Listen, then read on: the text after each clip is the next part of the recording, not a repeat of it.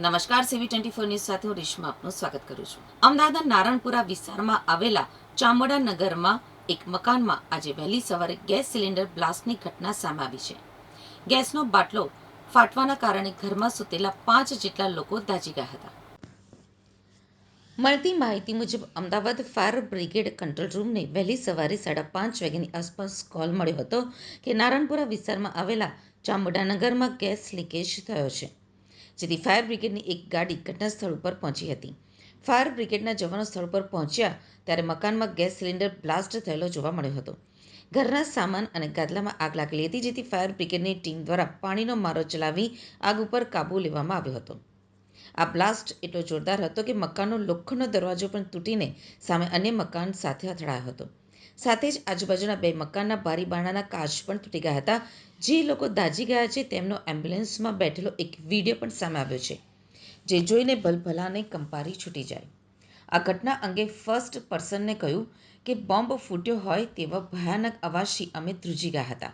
5 જેટલા લોકો દાઝેલા ઘરમાંથી બહાર ભાગ્યા, જેઓને અમે હોસ્પિટલ પહોંચાડ્યા હતા. તો સાથે જ ઘટના સ્થળ ઉપર તપાસ કરતા કેટલાક ભયાનક અને ચોંકાવનારા દ્રશ્યો પણ સામે આવ્યા હતા.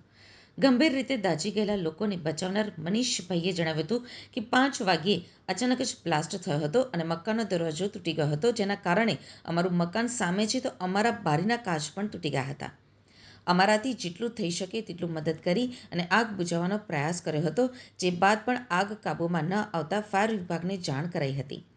મકાનમાં જે લોકો હતા તે લોકોના આખા શરીરે ગંભીર રીતે તેઓ દાઝી ગયા હતા. અમારા અને આસપાસના મકાનના ગેસના બાટલા પણ બહાર મૂકી દીધા હતા કે જેથી બ્લાસ્ટ ન થાય. અમે ગેસ સિલિન્ડર કઈ રીતે બ્લાસ્ટ થયો તેની તપાસ કરી તો કેટલાક શંકાસ્પદ દ્રશ્યો સામે આવ્યા. રસોઈ બનાવવા માટે જે સગડીનો ઉપયોગ થાય તે તૂટી ગઈ હતી અને કાળી પડી ગઈ હતી, પરંતુ સગડીમાં એક તરફનું બટન ચાલુ જોવા મળી રહ્યું હતું, જ્યારે બીજી તરફનું બટન બંધ હતું. ગેસ સિલિન્ડર બ્લાસ્ટ થવાનું કારણ કદાચ એ પણ હોઈ શકે છે. રાત્રે રસોઈ બનાવ્યા બાદ સગડીનું બટન બંધ કરવાનું રહી ગયું હોય અને આખી રાત ગેસ લીકેજ થતો રહ્યો હોય, જે બાદ શોર્ટ સર્કિટ થતાં ગેસ લીકેજ થતું હોવાથી બ્લાસ્ટ થયો હોઈ શકે છે. જોકે હવે સમગ્ર ઘટનાની તપાસ FSL દ્વારા કરવામાં આવી રહી છે. બ્લાસ્ટ થવાનું સાચું કારણ તો FSLની તપાસ બાદ જ સામે આવશે. સવારે અહીંયા એક જબરદસ્ત એકદમ બોમ્બ ફૂટે એવી રીતે અવાજ આવ્યો. જેમ દરવાજો ખોલ્યો તો 5 વ્યક્તિ અહીંથી ભાગી રોડ ઉપર જતા રહ્યા.